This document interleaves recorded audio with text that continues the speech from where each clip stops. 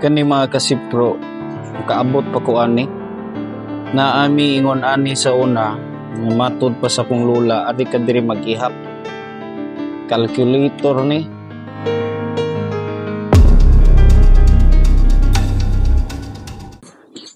Good morning mga kasipro.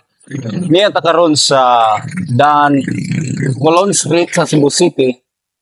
Kung ninyo makita sa akong likod ang marker sa pinakakaraan na street sa Pilipinas, ang Colon Street. Niya ta sa Colon Corner Mabini Street. Kundi sa akong likod, nadiha atong makita ang the Heritage of Cebu Monument. Kanya atong adtuon ang usa o ang pinakakaraan nga balay sa tibuok Pilipinas.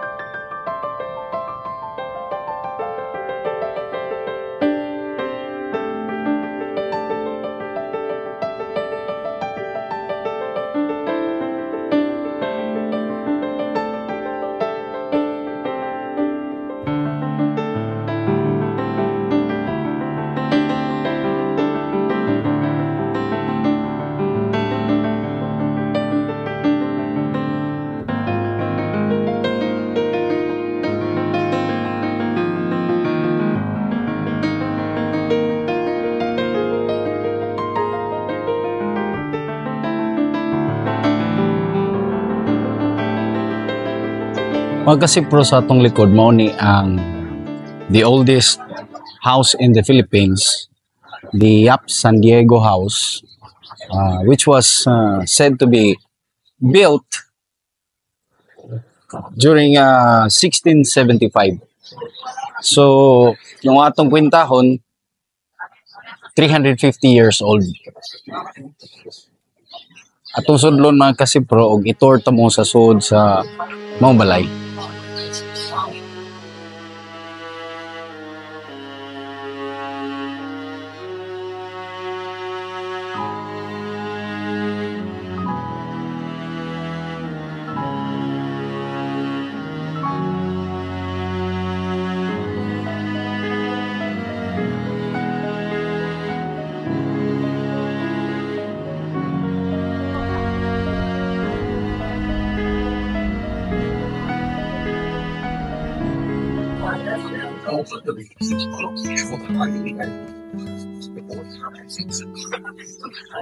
Lumusod ta.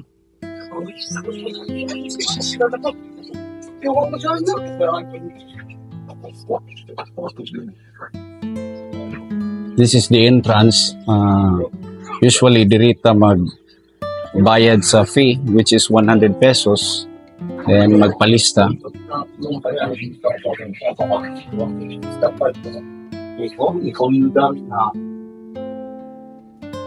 Yata sa ground floor.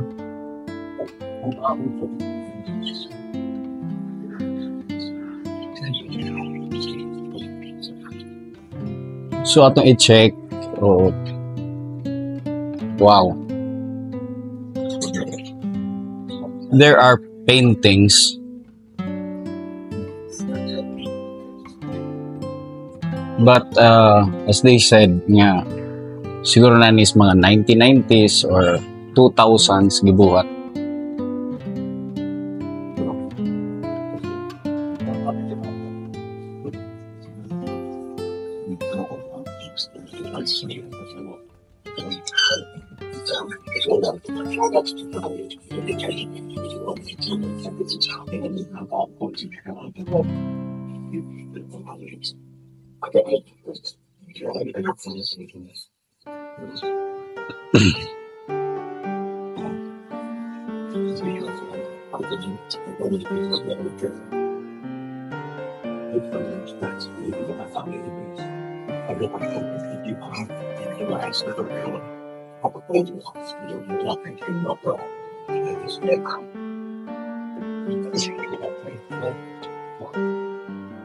Ang una nga owner sa balay is Don Juan Yap, and Doña Maria Florido.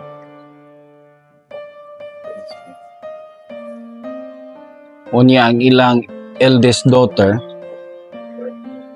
naminyo sa kabisa di barangay o barangay captain before din sa Parian during 1880, which is Don Mariano San Diego.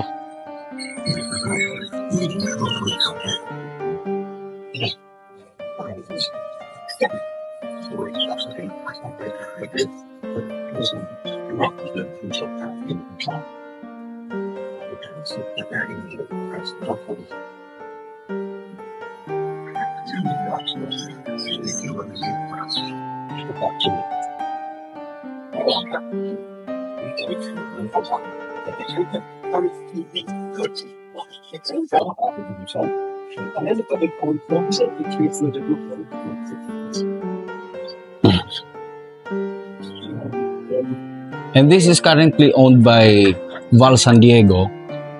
Kung mga Cebuanos nakahinomdom mo, ako nakaabot pa ko, there was a time na si Val San Diego is the famous choreographer.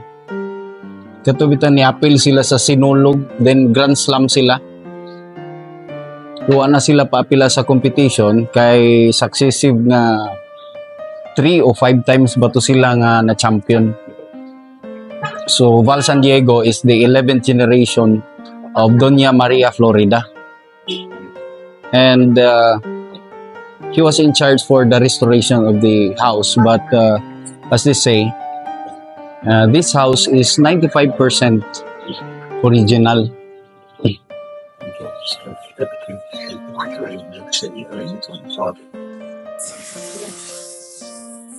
Tanaw na to ang details sa kuan chair.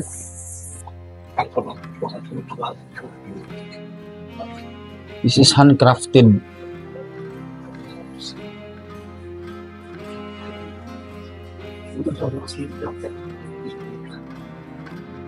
And the haligi, the column or the post,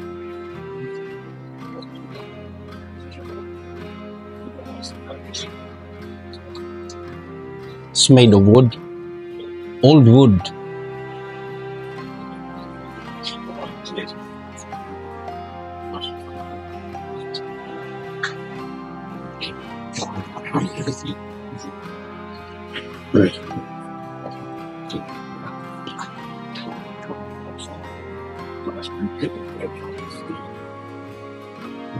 Okay, let's go to the second floor. There.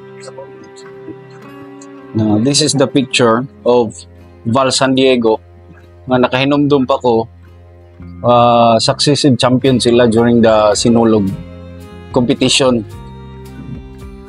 And Val San Diego played the role of Raha Humabon, ang iyang wife, si Queen Juana. Yep. Napoy painting diri of the house before.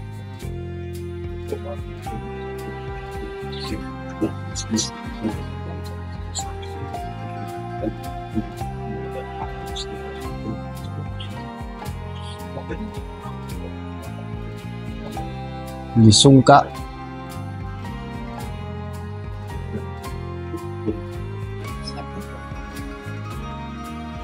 And of course, this is Filipino made rattan.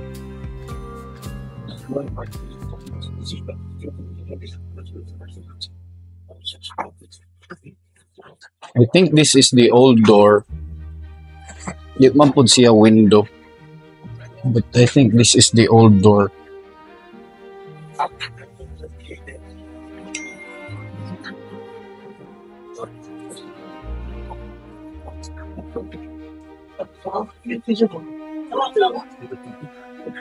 There's another big chair there.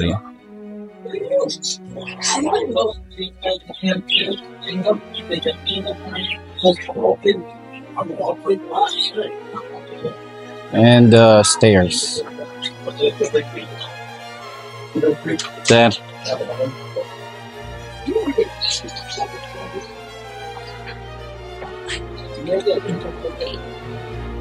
Still original mga kasipro. Ma-feel pa nako nga mura siyang muuyog.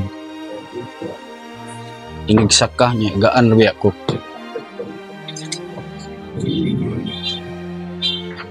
Look at the wood.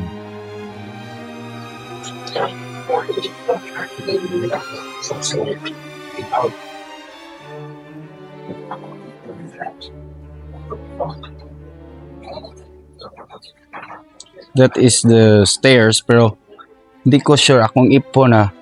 Kaysa una manggod, usually na mga tradisyon sila kung nakahibaw mo itong oro plata mata, which is dapat 13 steps ni siya. 1, 2, 3, 4, 5, 6, 7, 8, 9, 10, 11, 12, 13. No, 11 lang.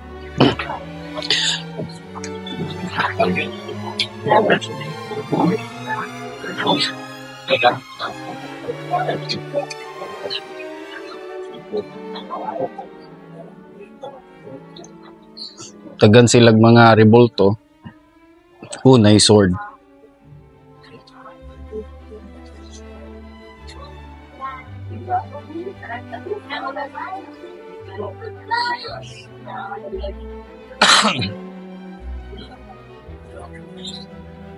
From the stairs sud ta sa sala. This is the sala, and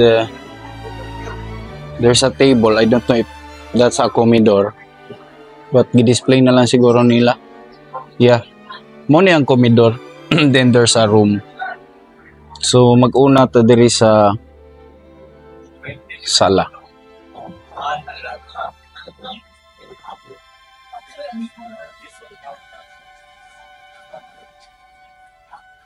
Wow. This is a combination of a Spanish and Chinese architectural design. Okay, sa una mga kasipro, Parian is the center of trade.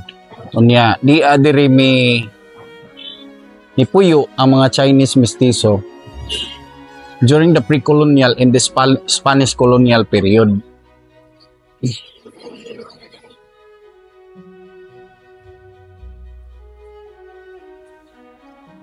There is said to be a mirror which is 100 years old. Pero murag di ni mao.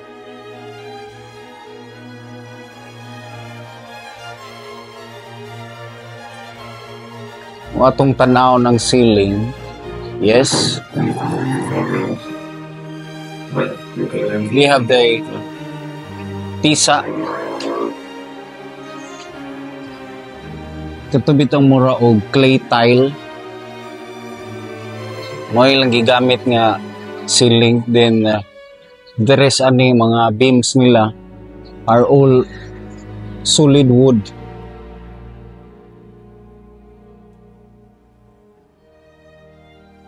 The bintana, I don't know ug asa ang kapis. Supposed to be na ay window nga kapis. From the window, makita na to ang Heritage of Cebu Monument. Yan na. Yep. That's Colon Street.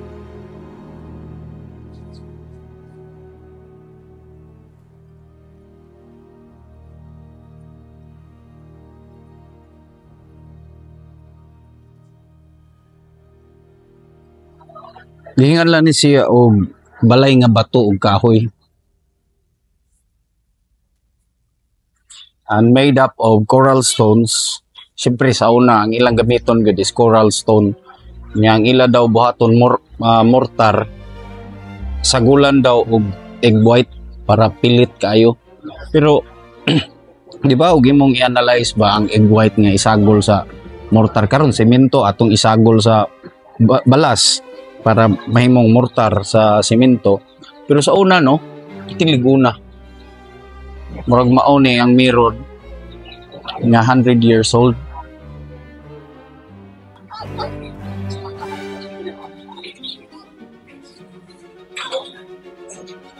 There's another bintana.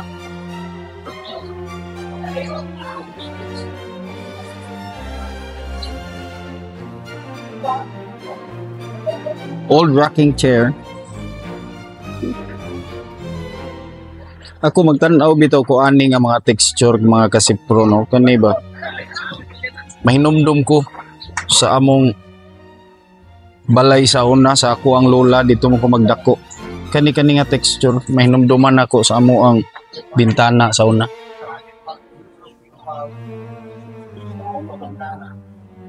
Nakabantay mo nga dagko kay bintana sila. Imagine nato 350 years old na.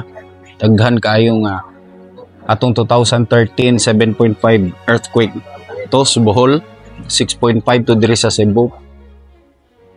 Na siguro damage pero gamay ra. Pero ang bintana nila mao day ni kuno ni mga kasipro nga ang mga bintana nila o si dagko.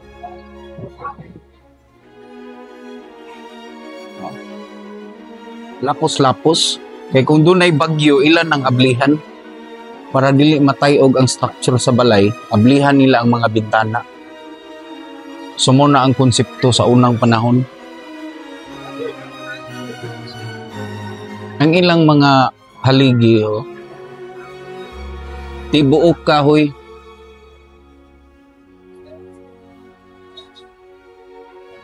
Dinhi nagsugod ang evolution sa architecture.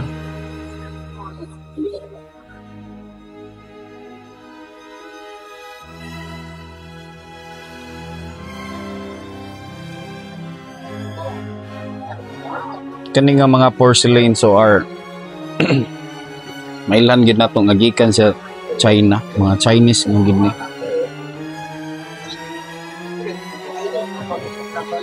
Kani nga mga chair nostalgic kayo. O natay o si ang kuan roof nga made of clay tile.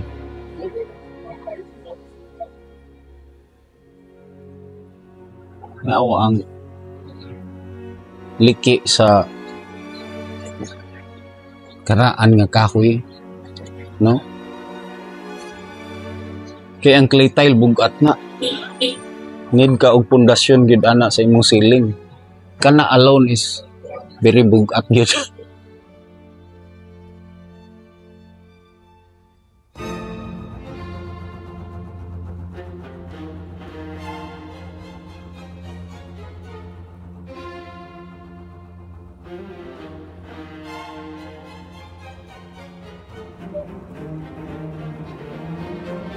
Kani mga Chinese gini siya nga mga jars, no? Di ba?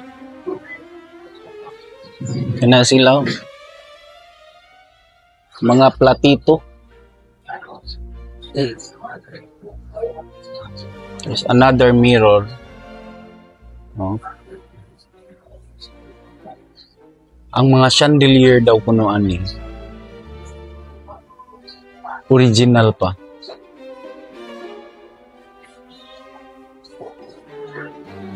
Oh, see?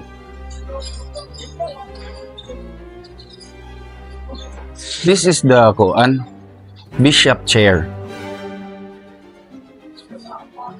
Kani siya nga mura sa bishop sa kuan. Bishop chair. Sa unang panahon ko no, si Leon Kilat from Negros na mga okasyon mo bisita diri. So kaning mga bishop chair ang mulingkod ani mga dagkong tao, mga importanteng tao sa una.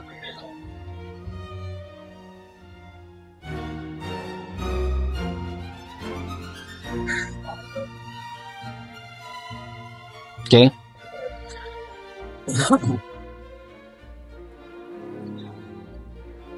Sumo na ang hagdan.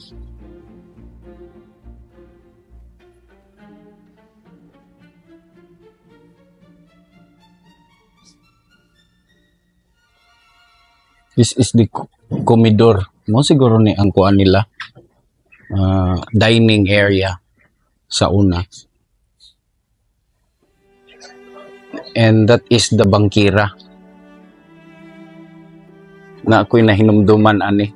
I was born on the 80s pero nakaabot ko ani sa amo ang balay sa ako ang lola sa probinsya. Kani ang tawag na mo ani is banga sa amo sa south.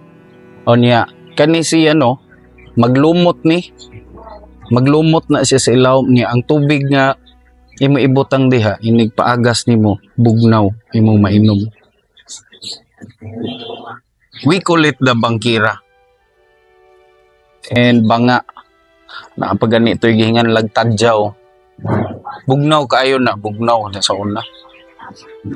Yan ang ilang sink is kahoy, gi-carve nga kahoy. This is still original. Nahilis na lang gud siya.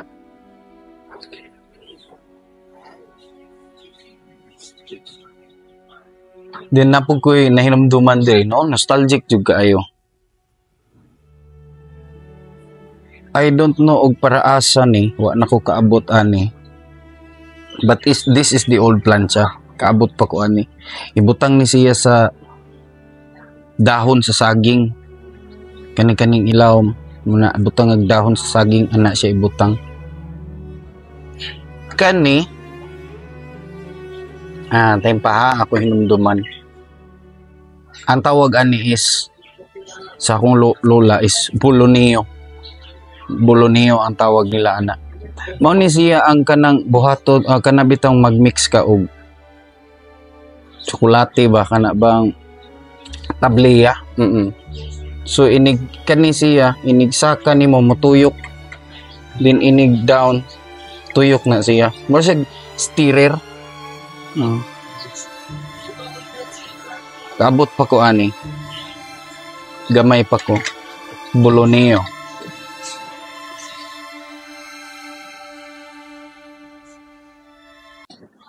Imagine kung unsa sila ka prominent sa una. Nga nipuyo ani balaya. Kay ang natural nga nitibo sa una katong bahay kubo ba. Pero kung naa kay balay nga ingon ani no nya bato pure nga kahoy na medyo naikaya ka. Then ang ilang floor ano yung mga karaan nga floor pero kanang mga lansang nang ko nakita ang mga lansang murag part na siya sa restoration. Mao ni ang room.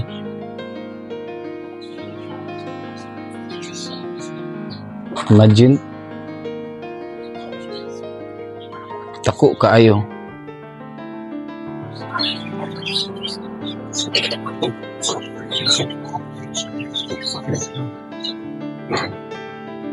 Oh, tanawa ra gud ni mga kasip bro. I don't know kung saan ni siya. Pero ngano nga niyang arm. This is armchair. Pero ang iyang arm taas kay glapas. Comment daw mo og para unsa ni siya, di ba ni para panganak? Don Valentino San Diego. Tanawa chair siya pero taas kay glapas ang iyang arm.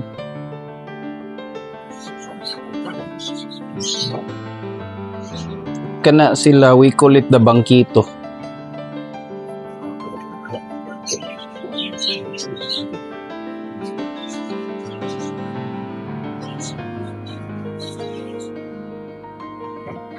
And one of the oldest po di ay kani. This is the atay bed.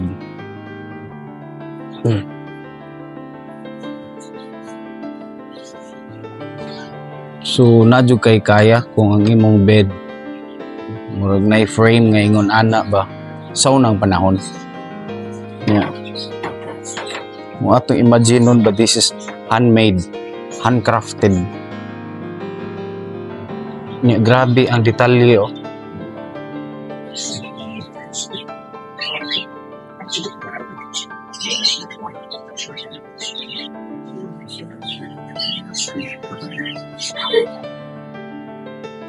Ilan ang gibutangan diri dapita og ceiling nga sa akong nahinumduman muni among gamit sa una ang tawag ani banig.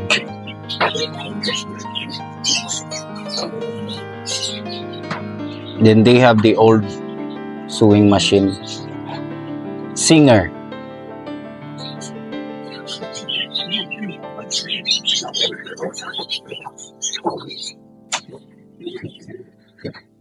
Kani mga American lagi ni. Mara siya og case pero American flag. Dili na siguro ni part sa peraan.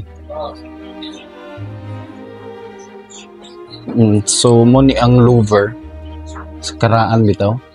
Kahoy nga louver window para ang hangin musulod. Kanao.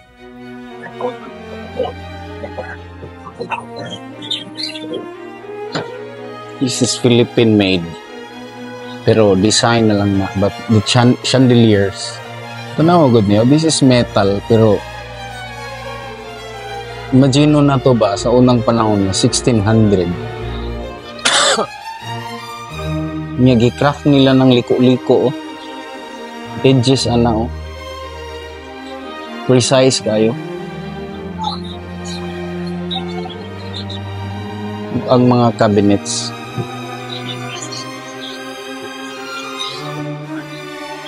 Okay. One of the karaang aparador. Believe jud kay ko aning mga kamot nila sa una mo carvos.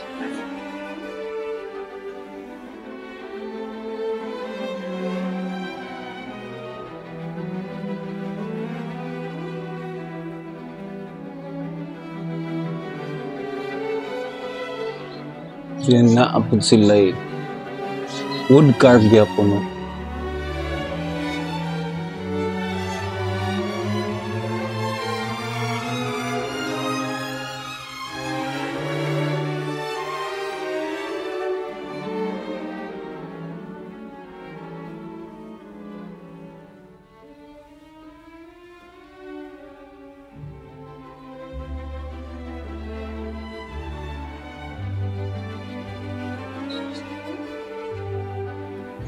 Kani ang tawag sa kong lula ni sa una no kaban. Kaban.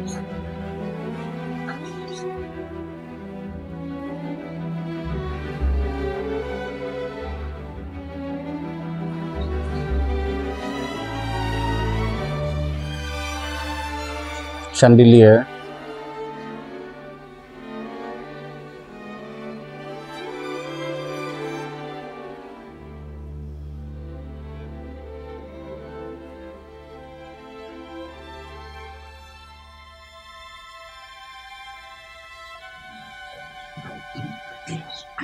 So sa kani nga balay wa pa sila siguro motuo sa uro plata mata. Kaya sa akong pag-ihap 11. Check na to. 2, 3, 4, 5, 6, 7, 8, 9, 10, 11. Uro plata mata, uro plata mata, uro plata mata, uro plata. Oh yeah, plata.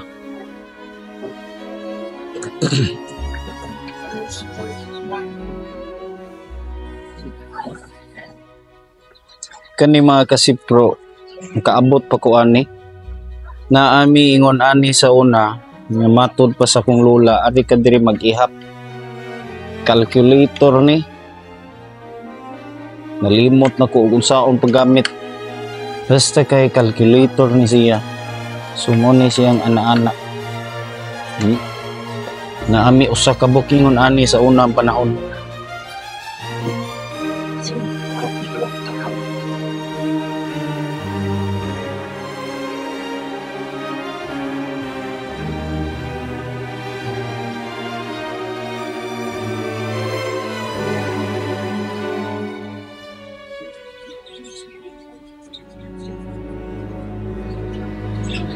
Huwag ako masayop.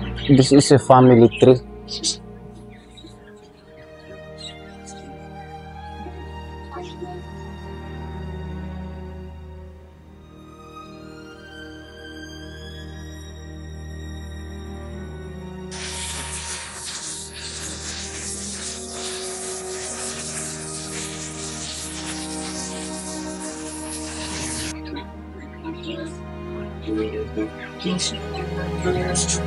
This is the extension na.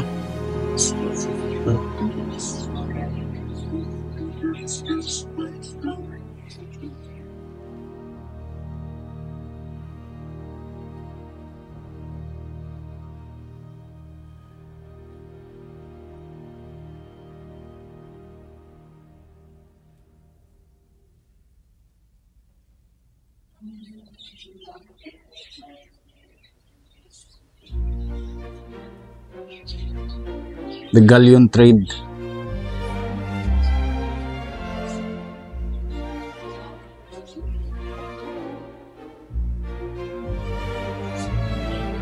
Chinese porcelains. Oh, dara. Ang kapis nga window gi-design na lang natangtang siguro. Muni ang kapis nga window. Pa may glass sa una kay mahal man ang mag-import og glass itong panahon na. So kapis mas daghan man ni siya. Mas daghan ang availability diri. So mao ilahang gigamit. Pero kuti sad kay ni trabahoon.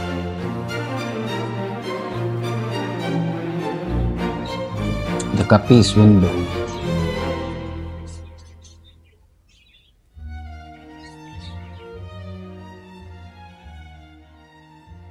Muna ang kilid nga bahin sa balay mga kasipro nga niya din ni may mutang ang wishing well.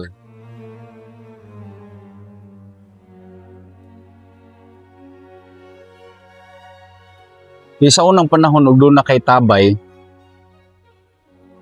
usa na sa mga sign sa mga prominente nga mga tao so na niya pag gani sila Polish niya nilarang gibuhian no.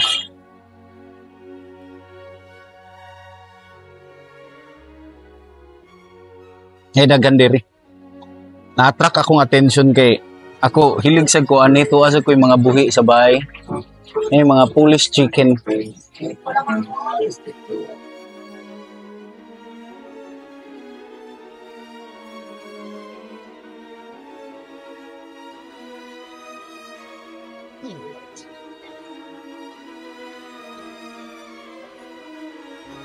So sa una mga kasipro matod pa nga ang Cebu City karon gibahin ni sa tulo ka area. Ang Parian di adinhi nanimuyo ang mga Chinese mestizo kay mao ni ang sentro sa komersyo niadtong panahon na. Ang San Nicolas mao ang Pinoyanan sa mga nitibo natong mga Subuanon kunya ang Plaza Independencia dito pod ang mga Espanyol.